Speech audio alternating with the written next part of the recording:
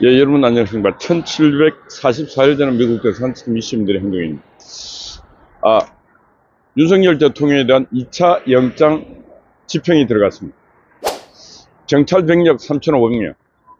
이게 뭐 전쟁 치르는 것도 아닌데, 한 나라의 대통령, 국민이 선출한 대통령을, 체포하겠다.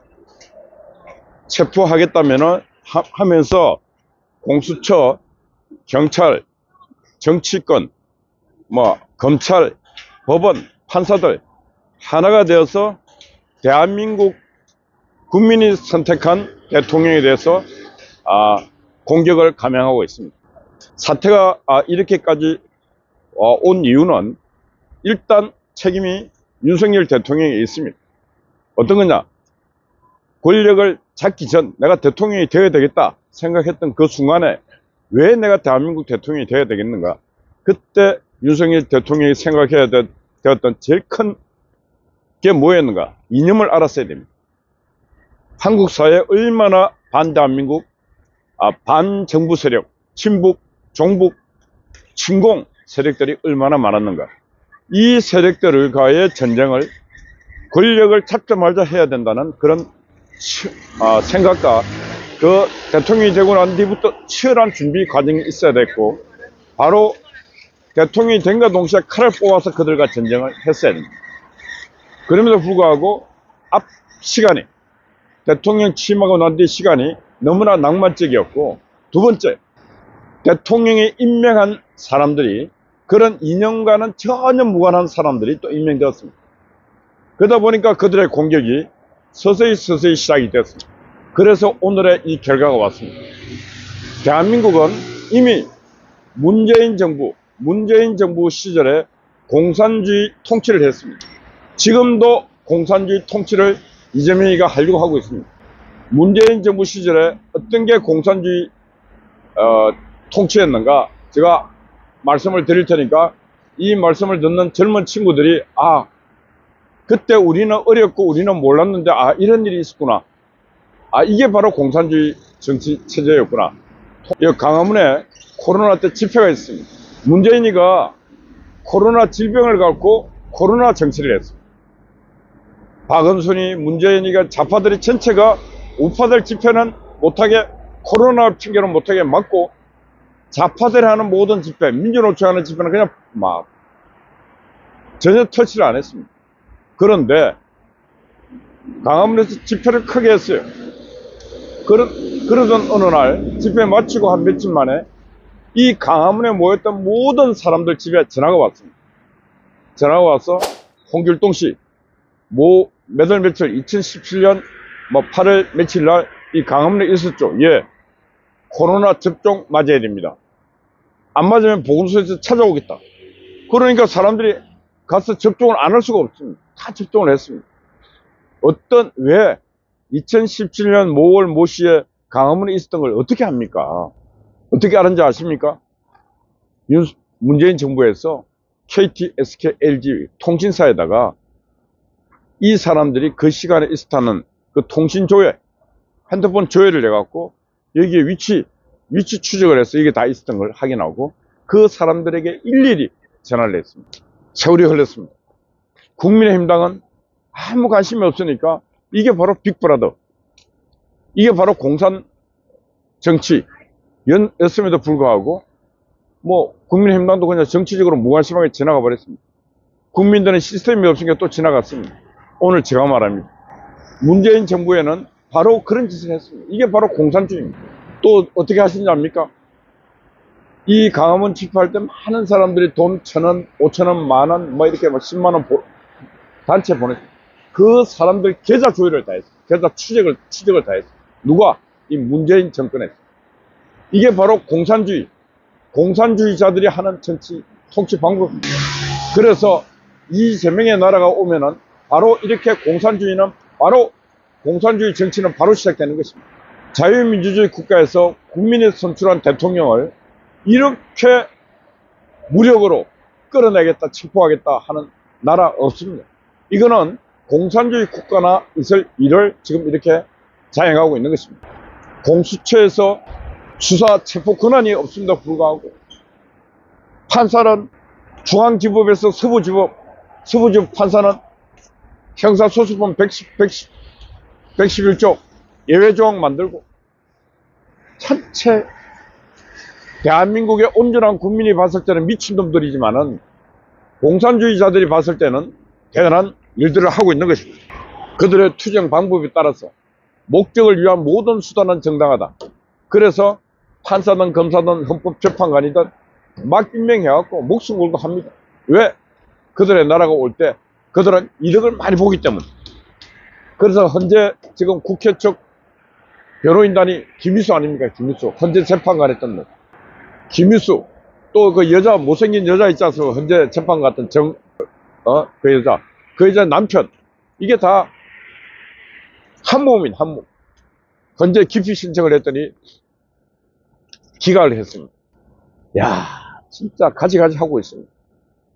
이제서 조선일보가 오늘 체포영장 해서 1차, 2차, 3차 지지선이 뚫리고 했는데 저는 대한민국 경호처 직원들이 목숨을 걸고 막아야 된다 생각합니다. 그런데 그 지지선 문들을 계속 열어서 지금 관저 앞까지 갔는데 저는 경호처 직원들이 대한민국 공무원들이 공권력이 살아있음을 한 번 정도는 보여줘야 된다. 저는 그렇게 생각합니다. 지금 저는 경찰 병력 3,500명 중에 몇 명이 관저에 들어간지 모르지만 저는 그들은 공산정부의 앞잡이라고 봅니다. 공산정부의 앞잡이. 그들도 생각 있는 자들인데 불법 체포영장을 갖고 지금 가고 있는데 거기에 대한민국 공권력에 따라가는 그런 놈들도 공산군의 전위대밖에 안 되는 놈들이에요. 그러면은 경호처 병력은 대한민국 경호처 아닙니까? 저는 경호처 직원 중에 단 한 사람이라도 목숨을 걸고라도 저는 막아내야 된다. 2025년 1월 15일 이 대한민국 정치 현장에서 일어나는 이 일에 대해서 저는 일반 시민들이 목노와 분노하는 것보다 공권력에 있는 공무원 한 사람이 이건 아니라고 말할 수 있는 그런 결단을 저는 내려야 된다. 그렇게 생각하고 있습니다. 맨날 며칠을 한남동에서 많은 사람들이 수고했습니다. 많은 젊은이들이 깨어났습니다. 어린 아이들까지 깨어났습니다. 한남동 집회를 이끌었던 많은 사람들 수고 많았습니다. 앞으로 우리가 이런 경험을 통해서 집회를 이끄는 사람들 그리고 이런 순간이 올 때 어떻게 해야 되는가 하는 그런 치밀한 작전도 짜가면서 해야 된다. 그 치밀한 작전은 좌파들처럼 감옥을 갈 각오를 하고 일을 해야 된다. 그런 말씀드립니다. 감옥을 갈 각오가 없으면 그런 일을 못합니다. 그리고 감옥을 가는 사람들을 위해서 이 자유시민사회에서는 그들을 보호하는 안전망 장치가 되어 있어야 됩니다. 감옥을 갔다 온 사람들에게 초라한 개주공 같은 그런 대우를 해서는 안 되는 것입니다. 그래서 좌파들에게 공산주의자들에게 또 배워야 될 게 있습니다. 그들은 투쟁가, 싸운 자, 그들에게 예우를 극진하게 하고 있습니다. 우파가 안 되는 것은 싸우는 자, 투쟁하는 자를 예우를 안 합니다. 진짜 제가 아침에 막말하지만 대가리 먹물던 인간들 입만 갖고 이래라 저래라 그리고 투쟁하는 사람들 비하하고 그럽니다. 하여튼 오늘 지금 한남동 진짜 황산벌 같은 전투 현장에 하나님의 또 다른 기적이 일어나야 된다. 저는 그렇게 생각하고 있고 그 기적은 바로 하늘은 스스로 돕는 자를 돕는 데 했다고 하지 않습니까? 스스로 투쟁하고 스스로 노력하고 끝까지 진력을 다해서 싸울 때 하나님께서는 그 싸우는 자의 편에 있는 것이고 진력을 다해서 싸우지 않으면 하나님도 도울 수 없는 것입니다. 그래서 우리 우파도 좌파처럼 민주노총이 있듯이 우리 우파도 그 순국결사대라고 하는 그런 이름도 있지 않습니까? 그런 분들이 결사대가 되고 또 2차 순국결사대가 3차 순국결사대가 만들어져서 저런 불법의 불의에 대항할 수 있는 그런 군대가 있어야 된다. 그런 말씀 드립니다. 예, 오늘 오후 2시에 요 문화일보 옆에 스카이델리 수평 강당에서 조중동 절도운동 본부 출범식이 있습니다. 시간 되시는 분들은 꼭 참석하시고, 지금 대한민국 정치를 망치고 사회를 망치고 하는 그 주요한 역할을 하는 인간들이 정치권만 있는 게 아니고 바로 아까 얘기했던 조중동 이 주요 메이저 언론들이 그런 역할을 하고 있습니다. 불법 체포영장이 공수처에서 발부되었을 때, 신청했을 때, 그때 모든 언론들은 이건 불법이다. 공수처는 내란죄를 수사할 수 없다. 그래서 공수처는 절대 해서 안 된다 했어야 되는데 그거 안 했습니다. 그런 거 포기하고 방기하고 방관하는 그런 언론은 언론이 아닙니다. 근데 이제 와서 사회가 시끄러워지고 이제 와서 자기들 언론 절도운동이 일어나고 하니까 이제 와서 공수처는 수사를 위해서 체포를 하느냐, 체포를 위해서 체포를 하느냐, 말장난을 하고 있습니다. 이제 와서 지금 돌아가는 형국이 윤석열 대통령이 내란 행위를 했는가 안 했는가 수사하겠다는 거 그거 아니지 않습니까? 무조건 수갑쳐서 체포해서 망신을 주겠다. 그래서 좌파들이 생각하고 이재명이가 생각했던 것처럼 끌어넣겠다. 그래서 지가 대통령이 되겠다. 이런 거 아니겠습니까? 절대로 안 됩니다. 왜? 분노한 국민이 들고 일어나서 저는 제가 볼 때 부정선거를 하지 않는 이상 압도적으로 이제 우파가 되게 돼 있습니다. 선관위를 통째로 기기를 조작하든 뭘 조작하든 조작하지 않으면 절대로 이제 앞으로 선거는 이길 수가 없습니다. 왜? 잠드는 수없이 많은 국민들이 깨어나기 때문에 어떤 선거도 저는 이길 수 없다고 생각합니다. 국민이 지금 민주당의 민낯을 다 봤습니다. 바닥을 다 봤습니다. 한국 사회에 얼마나 공산주의자들이 많이 있는가 다 봤습니다. 절대로 못 이깁니다. 민주당의 이재명의 그 조급함으로 인해서 대한민국 땅에는 이제 공산주의자들도 활개 못 치리라 보고 있습니다. 국민이 승리하고 있고 대한민국이 승리하고 있다. 저는 그렇게 보고 있습니다. 그래서 나훈아 선생의 말 따나 절대로 잊어버리지 말아야 될 건 잊어버리지 말아야 됩니다. 우리는 지금 일어나고 있는 이 정치적 상황 절대로 잊어버리지 말아야 되는 것입니다. 대한민국 땅에 얼마나 공산주의자가 많고 문재인의 나라, 이재명의 나라가 되면 공산주의 통치가 이루어지고 내 가지고 있는 재산도 뺏기고 내가 말할 자유도 뺏기고 내가 카톡이고 SNS 글 쓸 자유도 없어지고 그런 나라가 온다. 반드시 온다. 왜? 저 인간들은 그런 짓을 하기 때문에. 자신들의 정치적 이익을 위해서 무슨 짓이든 할 수 있는 인간들이 바로 저들이다. 공산주의자들의 그 투쟁 원칙, 목적을 위한 모든 수단은 정당하다.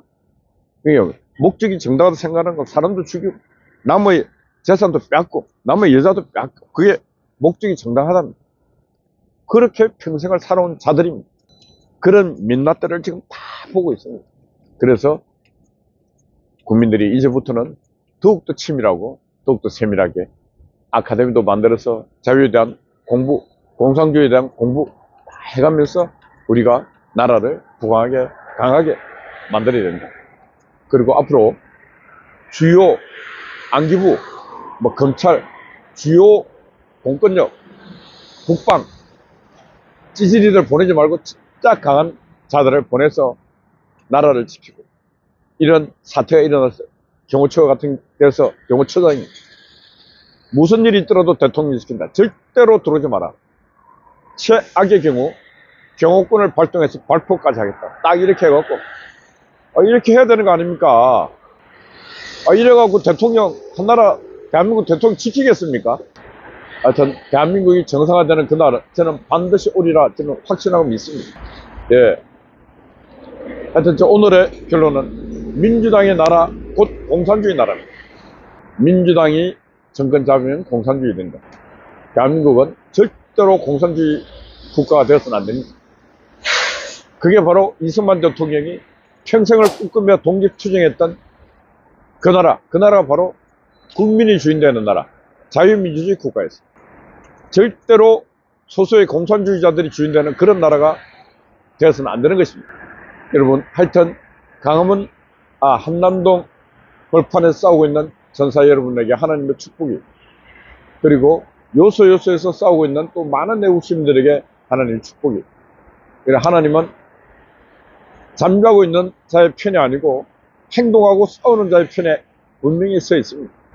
그래서 대한민국은 기적의 나라고, 기적이 아직도 통하고 있고 하나님의 섭리가 통하고 있는 나라가 대한민국이라 저는 그렇게 믿습니다. 하여튼 오늘 하루 승리하는 하루가 됩시다. 화이팅입니다. 감사합니다. 예, 어제는 또 한각희님이 또 수고 많았습니다. 우리 송아재 또 변함없이 수고하고 있습니다. 우리 미경님, 아군 스파이 파워 여러분들 화이팅입니다. 감사합니다.